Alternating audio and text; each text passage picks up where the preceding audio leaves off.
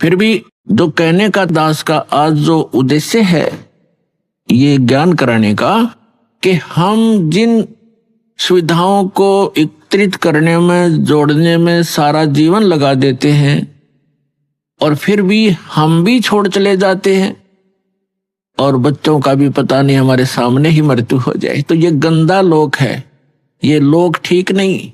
अभी तक हमें इसका अल्टरनेट नहीं था। अल्टरनेट था तो इतना था कि स्वर्ग चले जाएंगे, स्वर्ग से आगे हम नहीं जानते थे। परमात्मा कबीर जी ने आके अपनी महिमा, अपना स्थान स्वयं बताया है कि एक स्थान ऐसा है जहां जाने के बाद साधक फिर लौटकर संसार में नहीं आता।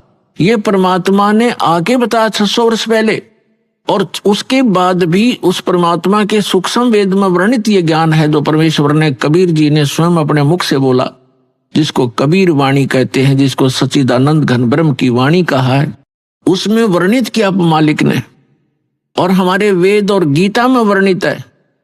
हम नहीं समझ सके क्योंकि हमारे टीचर अल्पज्ञ थे, हमारे धर्मगुरु अल्पज्ञ थे, उनको सदग्रंथों का ज्ञान कतई नहीं था। तो उस परमात्मा ने आके स्वयं बताना पड़ा वही ज्ञान। जिन महापुरुषों को परमात्मा मिले उन्होंने भी यही ज्ञान कराया, लेकिन उसको हम समझ नहीं सके, जिस कारण से अभी तक परमात्मा के आने से पहले तक हमें केवल स्वर्ग से आगे कोई बताने वाला नहीं था। और अब पता चला इन सदग्रंथों से और परमेश्वर के सूक्ष्म वेद से और जिन महापुरुषों को परमात्मा मिले उनकी अमृतवाणी से, कि स्वर्ग में गए हुए प्राणी भी जन्म मृत्यु में ही रहते हैं। और जिनको हम इष्ट रूप में पूजा करते थे, श्री विष्णु जी, श्री शंकर जी, ब्रह्मा जी को तो हम पूजते नहीं थे, लेकिन आदर की दृष्टि से अवश्य देखते थे। इन तीनों का नाम हम टिप्स पर रखते थे, ब्रह्मा विष्णु महेश। ये स्वयं नासवान है जिनको हम इष्ट मानकर पूजते थे। तो जिस नासवान इष्ट की हम पूजा करेंगे तो क्या होगा, हम उसके लोक में चले जाएंगे।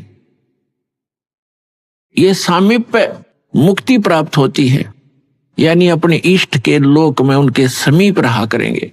तो जब हमारे इष्ट ही मरेंगे, उनकी भी मृत्यु होगी, तो फिर वो तो जन्म मृत्यु फिर बनी रही, तो स्थायी स्थान नहीं हुआ वो।